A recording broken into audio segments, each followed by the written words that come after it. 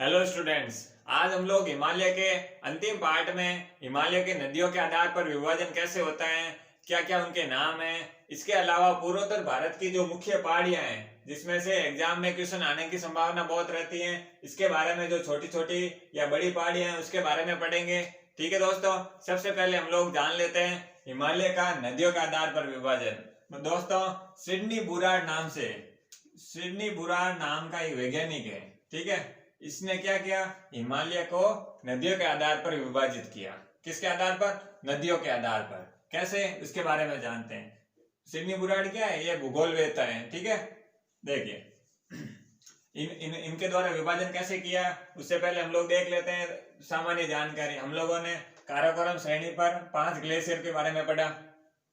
कौन कौन से थे ये मैंने पिछले वीडियो में सारा पूरा डिटेल में बताया है। ठीक है, इन 5 ग्लेशियर को डिटेल में बताया है। इसके अलावा हम लोग अब स्टार्ट हो जाते हैं सिडनी बुराड़ द्वारा नदियों के आधार पर विभाजन के बारे में। अगर सिडनी बुराड़ द्वारा नदियों के आधार पर विभाजन की बात करें तो दोस्तों, ये जो आपको रेड लाइन दिख रही है यहाँ से, ये काराकोरम लद्दाख और जास्कर श्रेणी के मध्य से ये कौन सी नदी निकल रही है? ये है सिंधु नदी। ठीक है, इस सिंधु नदी से ये जो यहाँ से सिंधु नदी निकल रही है, और दूसरी देखिए ये राक्षस ताल से मानसरोवर के पास से कौन सी नदी निकल रही है? सतलुज नदी। तो ये सतलुज नदी और सिंधु नदी के बीच का जो क्षेत्र है, ये सिंधु नदी हो गई, ये सतलुज नदी। इसके जो मध्य की जगह है, क्योंकि वैज्ञानिक ने क्या बोला था, वैज्ञानिक ने किसके आधार पर विभाजन किया? नदियों के आधार पर। तो हम लोग नदियों के विभाजन के आधार से समझेंगे। तो ये सिंधु नदी हो गई, ठीक है, और ये सतलुज। तो सिंधु और सतलुज के मध्य जो भी भाग है वो क्या कहलाएगा? कश्मीर हिमालय। कश्मीर हिमालय को हम लोग क्या बोल सकते हैं? और पंजाब हिमालय भी बोल सकते हैं। ठीक है, क्लियर हो गया ये? कश्मीर हिमालय को और क्या बोल सकते हैं? पंजाब हिमालय। एग्जाम में अगर आपको पूछ ले, कश्मीर हिमालय की स्थिति पूछ ले, कश्मीर हिमालय किन 2 नदियों के मध्य है? तो सिंधु और सतलुज के मध्य। क्लियर हो गया ये? अगर हम लोग बात करें नदियों के आधार पर पहला विभाजन, तो हम लोगों ने ये देख लिया। अब दूसरे विभाजन की ओर देखते हैं। दूसरे विभाजन में देखिए, जो ये सतलुज नदी है, सतलुज, और दूसरी कौन सी नदी है? काली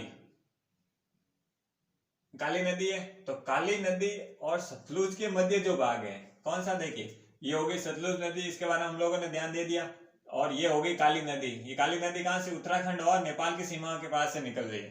ठीक है, तो काली नदी और सतलुज नदी के मध्य जो जगह है, जो भाग है, जो क्षेत्र है, उसे क्या बोलेंगे? कुमाऊं हिमालय। ठीक है, क्लियर हो गया? कश्मीर हिमालय, सिंधु और सतलुज के मध्य, कुमाऊं हिमालय, सतलुज और काली नदी के मध्य। क्लियर हो गया? अब देखिए, अब हम लोग नदियों के आधार पर तीसरा विभाजन देख लेते हैं। तीसरे विभाजन की बात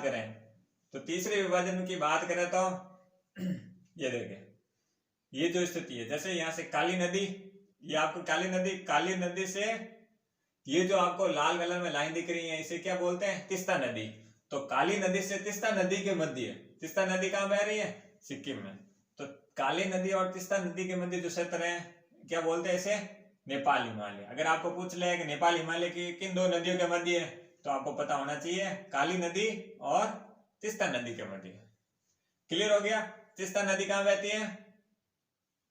सिक्किम में। ठीक है, ये क्लियर हो गया। अब इसके बाद की बात कर लेते हैं असम हिमालय की। तो असम हिमालय की आपको पता हो गया होगा, ये होगी तीस्ता नदी। तीस्ता नदी से दिहांग नदी किसकी सहायक नदी है? ब्रह्मपुत्र की सहायक नदी है। तो दिहांग नदी देखिए, यहाँ तीस्ता से दिहांग नदी के बीच का जो क्षेत्र है उसे क्या बोलते हैं? असम हिमालय। ठीक है, क्लियर हो गया? ये तो बात होगी। अब हम लोग इसकी कुछ एक दो विशेषताओं के बारे में जान लेते हैं। जैसे हम लोगों ने कश्मीर हिमालय की बात की, तो यहाँ पर जगह कौन सी है? देखिए, यहाँ पर अगर कुछ पर्यटन स्थल या कुछ खास जगह की बात करें तो एक तो हो गई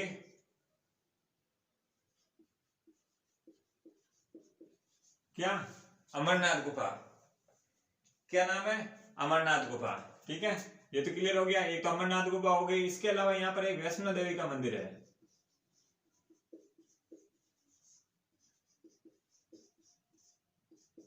ठीक है, क्लियर हो गया? देखो, अमरनाथ और वैष्णो देवी की यहाँ की विशेषताएं, कहाँ की? कश्मीर हिमालय की। कश्मीर हिमालय की बात करें तो क्लियर हो गया, कश्मीर हिमालय किन दो नदियों के मध्य है, सिंधु और सतलुज के मध्य, ये हो गया क्लियर। अब अगर बात करें कुमायूं हिमालय की, तो कुमायूं हिमालय के अगर आप ध्यान दें तो ये ज्यादातर इसका हिस्सा कहां पर है, उत्तराखंड में। इसका प्रमुख हिस्सा कहां पर है, उत्तराखंड में। ये तो क्लियर हो गया है भाई कुमायूं हिमालय का आपको स्थिति को लोकेट करना है और मैप में कौन कौन सी स्थिति आ रही है उसके बारे में पता होना चाहिए। ठीक है, देखिए कुमायूं हिमालय की स्थिति मुख्य भाग तो इसका हो गया। अगर पहली विशेषता की बात करें तो इसका मुख्य भाग इसका उत्तराखंड राज्य का है। ठीक है, कुमायूं हिमालय का कुमायूं हिमालय किन दो नदियों के मध्य है, सतलुज और काली नदी के जो मध्य का क्षेत्र है वो है कुमायूं हिमालय। अगर इसकी कुछ विशेषताओं की बात करें तो कुमायूं हिमालय पर क्या छोटी छोटी क्या नाम है, चोटियां हैं। तो चोटी की बात करें तो सबसे पहले अगर मुख्य चोटी की बात करें तो एक है नंदा देवी। नंदा देवी है जो कहाँ है, उत्तराखंड में, या कुमायूं हिमालय बोल सकते हैं। इसके अलावा और क्या है, बंदरपूछ। बंदरपूछ नाम का जो चोटी है वो भी कुमायूं हिमालय पर है। इसके अलावा अगर बात करें तो केदारनाथ। ठीक है, ये केदारनाथ हो गया। केदारनाथ के अलावा अगर बात करें कामेक हो गया, कामेक चोटी है वो भी कुमायूं हिमालय पर है, कामेक चोटी और त्रिशूल। देखिए दोस्तों, अगर आपको कुमायूं हिमालय के बारे में पूछ ले तो ये इन जगह का नाम आपको थोड़ा बहुत पता होना चाहिए। ये मुख्य जगह थी, इसके बारे में मैंने आपको बता दिया। नंदा देवी, बंदरपूछ चोटी, केदारनाथ चोटी, कामेक चोटी और त्रिशूल चोटी, ये जो पांचों चोटियां जो मुख्य चोटियां हैं वो कहाँ स्थित है, कुमायूं हिमालय के बारे में। और कुमायूं हिमालय उत्तराखंड का ही मुख्य भाग है, उत्तराखंड का। ठीक है, क्लियर हो गया ये इसमें सारे टॉपिक यहाँ से आराम से कवर हो रहे हैं। अब देखिए इसकी जो मुख्य, हम लोगों ने कश्मीर हिमालय जिसे पंजाब हिमालय भी बोलते हैं इसकी और कुमायूं हिमालय की जो मुख्य विशेषता थी इसके बारे में पढ़ लिया। अब देखिए नेपाल हिमालय की बात करते हैं। नेपाल हिमालय हम लोगों ने क्या समझा, काली नदी और तीस्ता नदी के जो मध्य का क्षेत्र होता है वो क्या है, नेपाल हिमालय। ठीक है, ये तो क्लियर हो गया। तो काली और तीस्ता नदी के मध्य। अब इसकी कुछ विशेषताओं बात कर लेते हैं कुछ। तो नेपाल हिमालय की बात करें तो आपको पता है कि हम लोगों ने दर्राओं के टॉपिक में, ऊंची चोटियों के टॉपिक के बारे में दोनों में पढ़ा। तो अगर नोट करें तो यहाँ पर है ना, जैसे अन्नपूर्णा है, ऊंची चोटियां है उसके बारे में पढ़ा था। अन्नपूर्णा है, धौलागिरी है, एवरेस्ट है, कंचनजंगा है। तो ये किसका भाग है, नेपाल हिमालय का। अगर नेपाल हिमालय कुछ विशेषताओं की बात होगी तो अन्नपूर्णा, धौलागिरी, कंचनजंगा, ये जो पहाड़ियां होगी, ये चोटियां होगी, ये किस हिमालय के अंदर आती है, नेपाल हिमालय की। और उत्तराखंड की एक दो और, कुमायूं हिमालय की एक दो विशेषताएं और देख लेते हैं। अगर इसके अलावा बात करेंगे तो यहाँ पर दून और द्वार की घाटियां भी पाई जाती, कुमायूं, देहरादून और हरिद्वार जो कहाँ आता है, कुमायूं हिमालय का है। और इसे क्या, और इसे फूलों की घाटी है वो कहाँ स्थित है, कुमायूं हिमालय में। ठीक है, ये दो और इसके पॉइंट ऐड कर लेना। नेपाल हिमालय की बात होगी, इन चोटियों के बारे में हम लोगों ने बात कर दी। अब जो आपको ये स्थिति दिख रही है तीस्ता और दिहांग नदी, तीस्ता और दिहांग नदी के मध्य है असम हिमालय। ठीक है, ये आपको याद रखना है। इसकी कोई स्पेशल विशेषता तो नहीं है बट ये आपको ध्यान रखना है।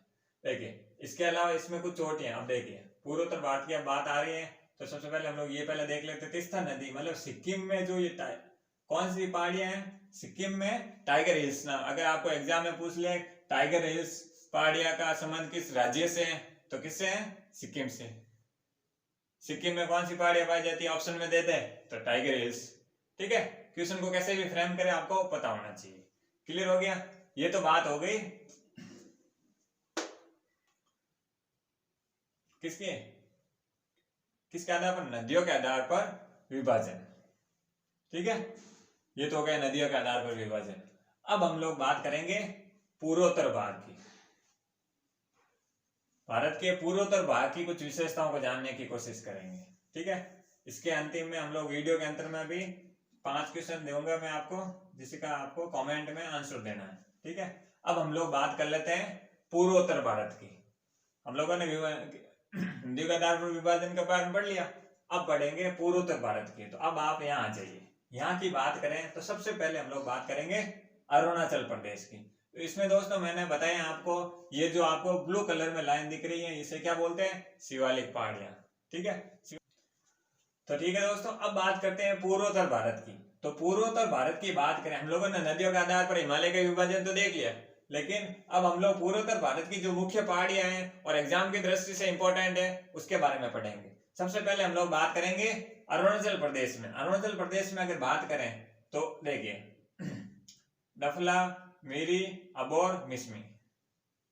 डफला, मिरी, अबोर, मिसमी, जो ये कहां पर स्थित है, अरुणाचल प्रदेश में। किस हिमालय का भाग है, शिवालिक पहाड़ियों का। तो इसके बारे में मैंने आपको बता दिया। किस राज्य से संबंधित है, अरुणाचल प्रदेश के। ये जो क्षेत्र है अरुणाचल प्रदेश का है। इसके अलावा पटकोई बूम नामक पहाड़ियां हैं जो कहाँ स्थित है, ये भी अरुणाचल प्रदेश में। क्लियर हो गया, पटकोई बूम नामक पहाड़ियां कहाँ स्थित है, अरुणाचल प्रदेश में। ठीक है, उसके थोड़ा नीचे आते हैं नागा पहाड़ियां। नागा पहाड़ी कहाँ पर स्थित है, नागालैंड में। ठीक है, क्लियर हो गया। हम लोग अभी पूर्वोत्तर भारत की पहाड़ियों के बारे में पढ़ रहे हैं। डफला, मिरी, अबोर, मिसमी हो गया अरुणाचल प्रदेश में। पटकोई बूम हो गया कहां पर, अरुणाचल प्रदेश में। नागा पहाड़ी है जो नागालैंड में स्थित है। लेमाटोल पहाड़ी है जो ये कौन सी किस राज्य की स्थिति है, ये है मणिपुर की। जो ये आपको ग्रीन कलर में लाइन है ये हिमालय का ही भाग है। वैसे ये आपको ध्यान रखना है, ये वृद्ध हिमालय या हिमालय की कुछ चोटियों का ये सम्मिलित भाग है। ठीक है, लेमाटोल नामक पहाड़ी है जो कहाँ पाई जाती है, मणिपुर में। ठीक है, अगर हम लोग बात करें मिजो पहाड़ी की, ठीक है, तो मिजो नामक पहाड़ी है जो मिजोरम में है। शब्द से आपको समझ में आ गया होगा ये किस राज्य से संबंधित है, मिजो की। ठीक है, अभी हम लोगों ने अरुणाचल प्रदेश के बारे में, पटकोई बूम किसके, अरुणाचल प्रदेश में, नागा पहाड़ी नागालैंड, लेमाटोल मणिपुर का भाग है, और मिजो पहाड़ी मिजोरम का भाग। तो ये बात हो गई। ठीक है, अब बात करते हैं हम लोग मेघालय की। बात कर ले तो अभी पहाड़ियों की बात करें तो मेघालय में 3 पहाड़ी स्थित है, गारो, खासी और जयंतिया। ये देखिए ये नाम मैंने, ये 3 है, गारो, खासी, जयंतिया। गारो, खासी, जयंतिया। ठीक है, ये मेघालय पठार पर स्थित है। ठीक है, कहां पर, मेघालय में स्थित है। ये पूरे मेघालय के भाग है। ठीक है, मेघालय की पहाड़ियों पर। और इसे मेघालय पठार को और क्या बोल सकते हैं, शिलांग पठार भी बोलते हैं। शिलांग या शिलांग चेरापूंजी नामक स्थान है जो खासी नामक पहाड़ियों पर। 3 पहाड़ियां हैं, गारो, खासी और जयंतिया, जो शिलांग और चेरापूंजी नामक, जहां पर सबसे ज्यादा बारिश होती है। ठीक है, तो कहां पर, खासी नामक स्थान पर। ठीक है, खासी पहाड़ियों पर शिलांग और चेरापूंजी जो क्षेत्र है किस पर है, खासी पहाड़ी पर। ठीक है, क्लियर हो गया ये। अब देखिए ये तो होगी मेघालय की बात। अब अगर बात करें, ये जो मिकिर और रेंगमा पहाड़ी लिखा है मैंने, ये है असम का भाग। आपको पता है असम यहाँ से होते हुए यहाँ तक भाग आता है इसका कुछ सिरा यहाँ भी लगता है। तो क्या नाम हो गया, मिकिर और रेंगमा पहाड़ी की बात करेंगे तो ये कहाँ स्थित है दोस्तों। यहाँ समझने की कुछ है नहीं, इसलिए मैं आपको सिर्फ लोकेशन बता रहा हूँ, और लोकेशन में कहाँ पर लोकेट करना है और क्या नाम है इसके बारे में बता रहा हूँ। आपको एग्जाम में सिर्फ नाम याद रखने हैं कि लेमाटोल श्रेणी कहाँ पर स्थित है, लेमाटोल पहाड़ी कहाँ पर स्थित है, मणिपुर में। मिकिर और रेंगमा पहाड़ी की बात करें कहाँ स्थित है, असम में स्थित है। ठीक है, और आपको पूछ ले एग्जाम में, गारो, खासी, जयंतिया पहाड़ियां किस राज्य से संबंधित है, आपको सीधा शिलांग पठार भी बोल सकते हैं या मेघालय पठार भी बोल सकते हैं। ये बात होगी, ये हो गया यहाँ से क्लियर। इसके अलावा हम लोगों ने पहाड़ियों में एक टाइगर हिल्स से पहाड़ियां, इसके बारे में हम लोगों ने पहले देख लिया है। कहाँ पर है, सिक्किम में, और तीस्ता नदी वहां उसके पास से निकलती टाइगर हिल्स पहाड़ियों से। ठीक है, ये क्लियर हो गया। इसके अलावा दोस्तों हिमालय का लेक्चर आज यही समाप्त हो रहा है। आज मैं आप लोगों को 5 क्वेश्चन दूंगा। ठीक है, आपको कमेंट में उसके जवाब देने हैं। सबसे पहले अगर क्वेश्चन की बात